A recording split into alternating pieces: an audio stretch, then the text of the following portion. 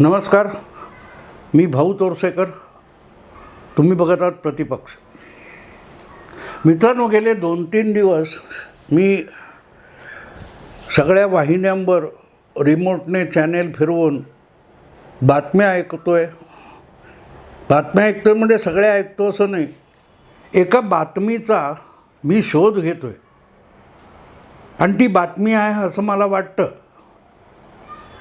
आणि ती बातमी म्हणजे महाराष्ट्रातून गुजरातने काय पळवलं याच्यावर उठसूट गेली 2-4 वर्ष टाहो फोडून रडणारे जे लोक आहेत, संजय राऊतपासून सुप्रियाताई सुळेंपर्यंत आणि नाना पटोलेंपासून जितेंद्र आव्हाडांपर्यंत, यापैकी कोणीतरी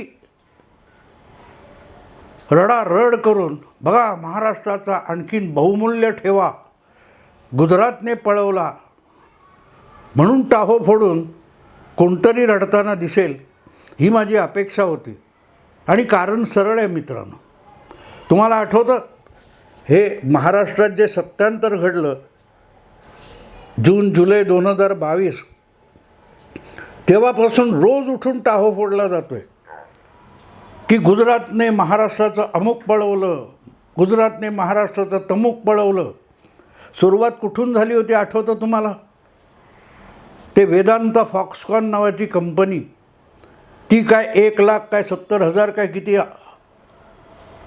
प्रचंड डॉलर्सची काय रुपयांची, कोट्यवधी रुपयांची गुंतवणूक महाराष्ट्रात करणार होती.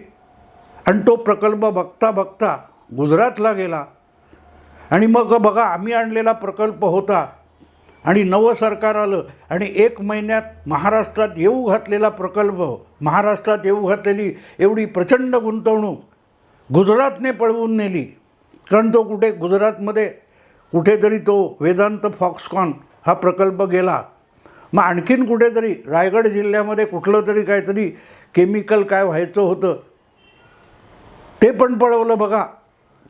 आणखीन कुठे विदर्भातला काहीतरी प्रकल्प हा गुजरातने पळवला. हे रडगाणं आपण सातत्याने ऐकत आलेले आहोत. मध्यंतरी अगदी अलीकडची गोष्ट आहे, हा मुंबईच्या बांद्रा कुर्ला कॉम्प्लेक्स, ज्याला BKC म्हणतात, तिथे हिरे व्यापाऱ्यांचं एक संकुल आहे. जगभरचा जो भारताशी हिरे व्यापाराशी संबंधी उलाढालीचा विषय चालतो तो त्या BKCमधून चालतो. कारण तिथे ते डायमंड बरो म्हणून आहे, मोठं संकुल आहे, प्रचंड संकुल आहे. 1000पेक्षा अधिक गाळे असलेलं हिरे व्यापाऱ्यांचं जव्हेरी ज्याला म्हणतात, त्यांचे छोटे मोठे गाळे. आणि ते असं मोठंच्या मोठं आहे.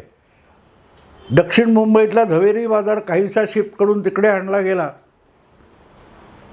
तर त्याच्यापेक्षाही मोठा कुठचा तरी हिरे व्यापारी काय तो बरो हा सुरतमध्ये उभारला. आणि मग तिथे मुंबईतले सगळे हिरे व्यापारी तिकडे गेले, ते पळवून नेले. मुंबईचा हिरे व्यापार सगळा उद्योग पळवून नेला म्हणून रडारड झालेले आठवते तुम्हाला?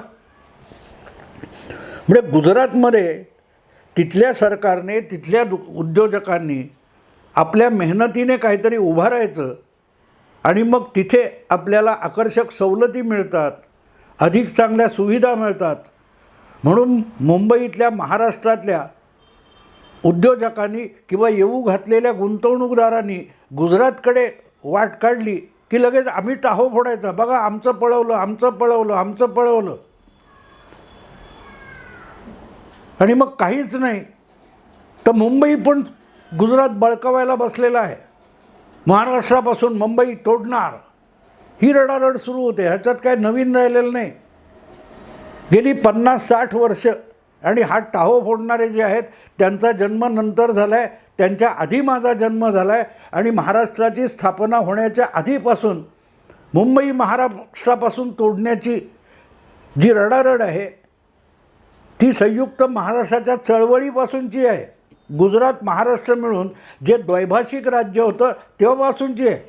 पण मुंबई सकट महाराष्ट्र झाला आणि मराठी माणसाने तो मिळवला तेव्हा शिवसेना नव्हती.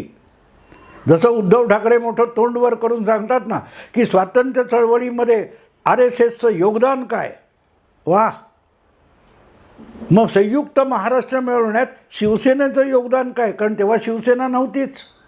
असो, पण त्या विषयात इतिहासात आणि भूतकाळात जाण्याची गरज नाही. पण जरा काय झालं की मुंबई तोडण्याचं कारस्थान वगैरे वगैरे सुरू होतं.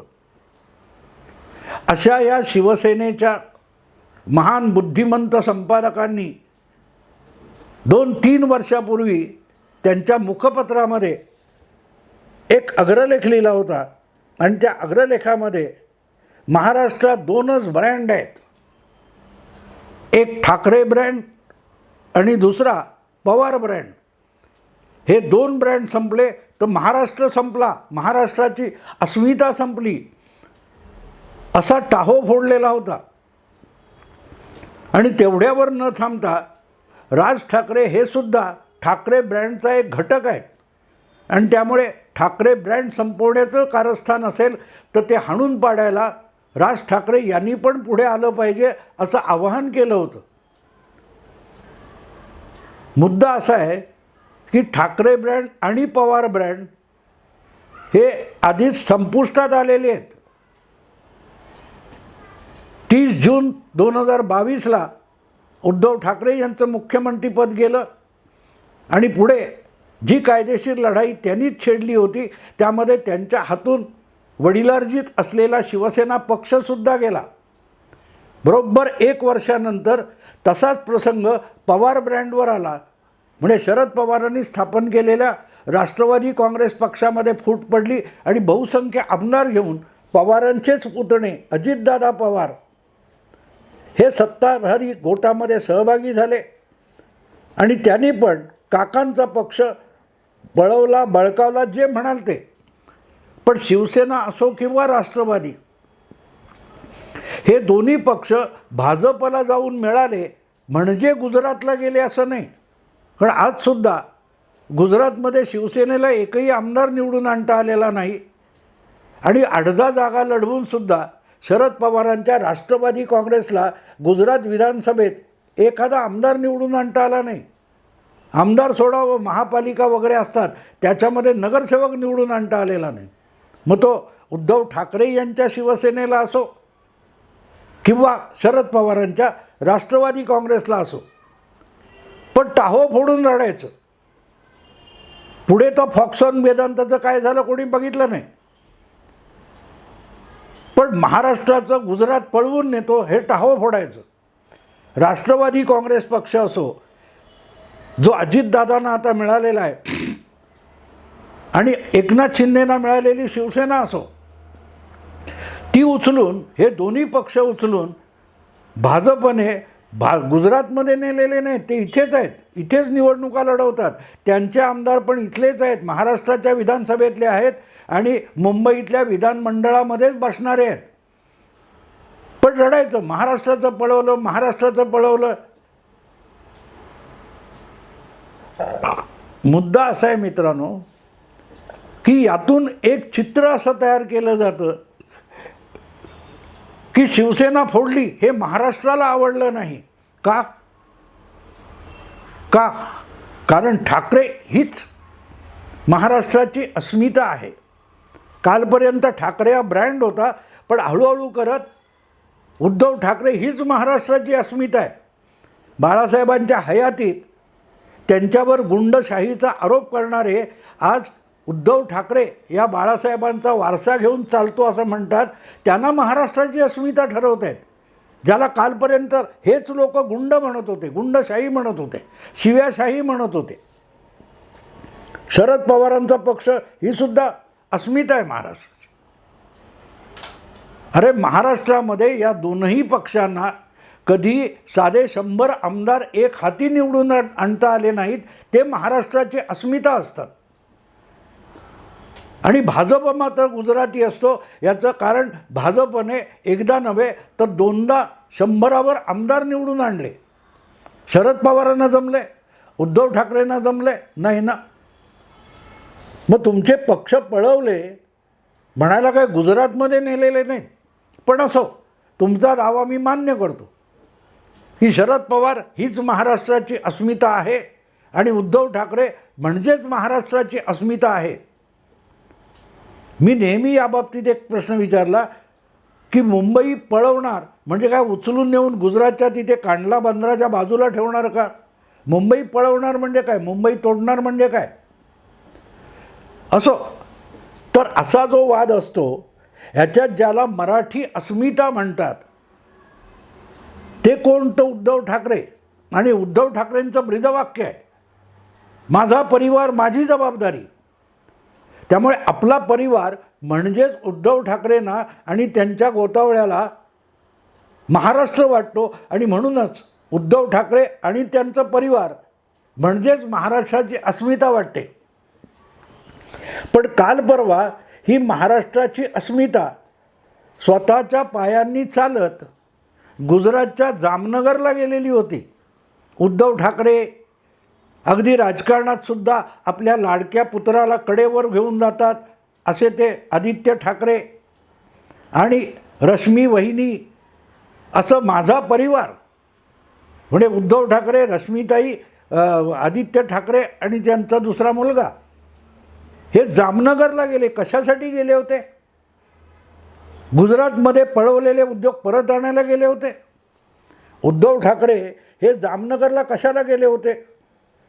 की नाणार किंवा बारसूला होणारी रिफायनरी रोखायची, त्या जागी जामनगरला असलेली रिलायन्स उद्योगाची रिफायनरी उचलून कोकणात आणण्यासाठी गेले होते का? कशाला गेले होते उद्धव ठाकरे?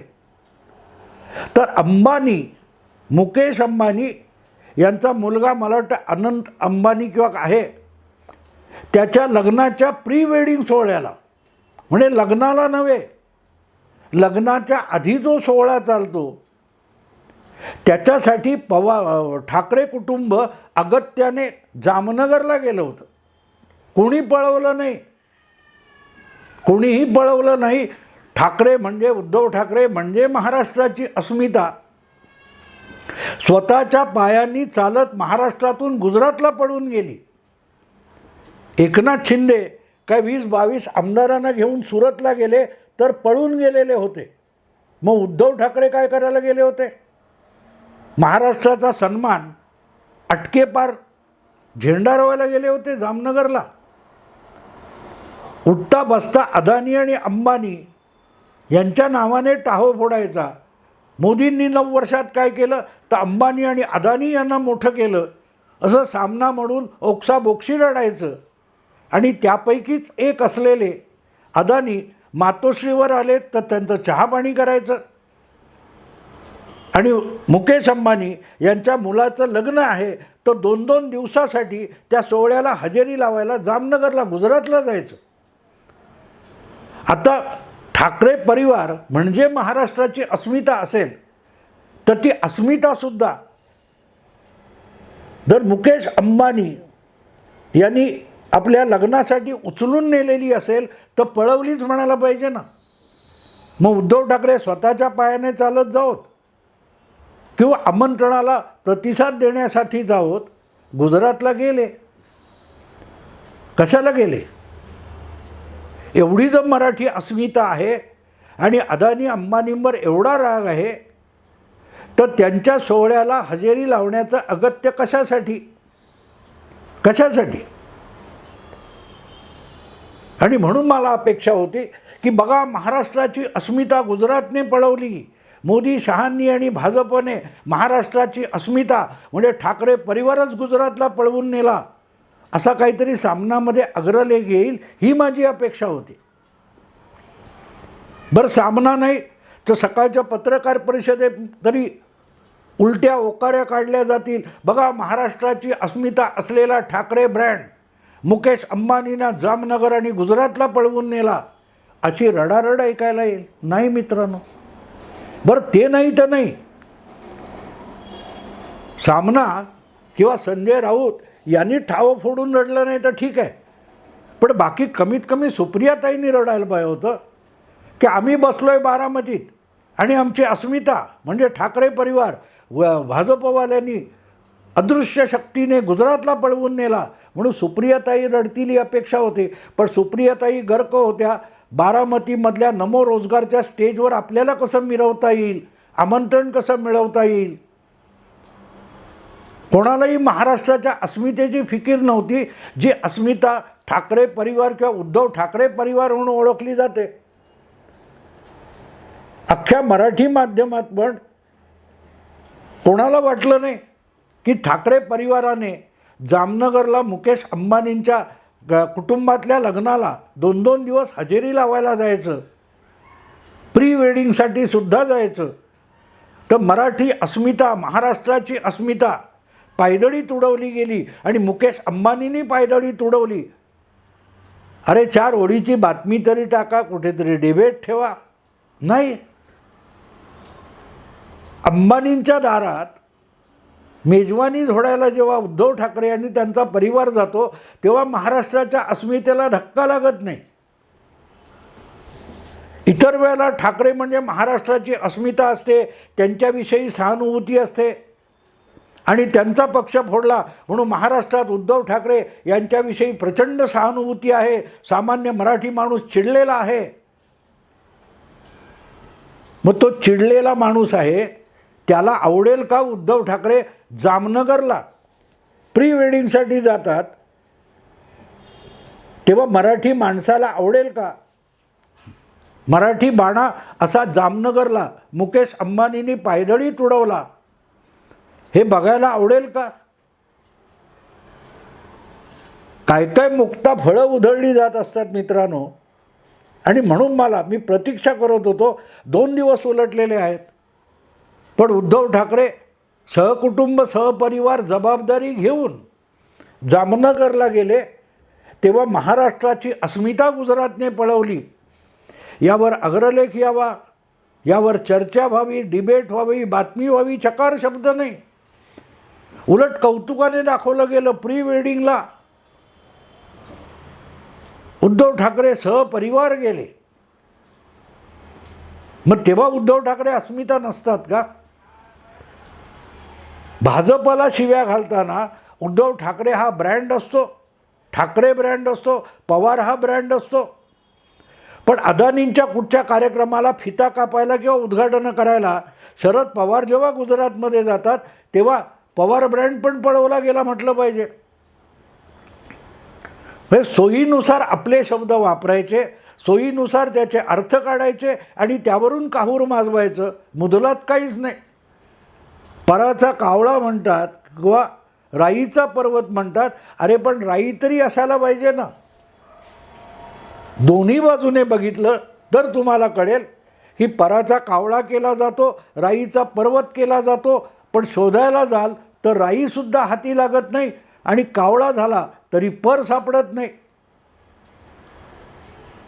काय सगळ्या मराठी माध्यमांचा खुळखोळा करून टाकलेला आहे पवार आणि ठाकरे परिवारांनी आणि ब्रँडनी. याचा हा पुरावा आहे. जर हे रोज उद्धव ठाकरेंचा पक्ष फोडला, शरद पवारांचा पक्ष फोडला, त्यामुळे मराठी जनमानसामध्ये भयंकर प्रक्षोभ आहे, हे खरं असतं तर मग अदानींच्या कार्यक्रमाला पवारांनी जाणं आणि अंबानींच्या कौटुंबिक कार्यक्रमाला उद्धव ठाकरेंनी सहपरिवार हजेरी लावणं. तेव्हासुद्धा महाराष्ट्राचे ब्रँड चोरीला गेले म्हणून टाहो फोडून रडणं आवश्यक होतं. कोणी रडला नाही, कारण दोन्ही वेळेला हे ब्रँड नसतात. हे त्यांच्या कार्यक्रमाला गेले अदानी अंबानींच्या तरी बातमी नसते आणि काही ब्रँड नसतात, अस्मिता नसते. आणि ज्यावेळेला कुठले उद्योग महाराष्ट्रातून गुंडाळून गुजरातमध्ये जातात तेव्हासुद्धा मराठी अस्मितेचा काडीचाही संबंध नसतो.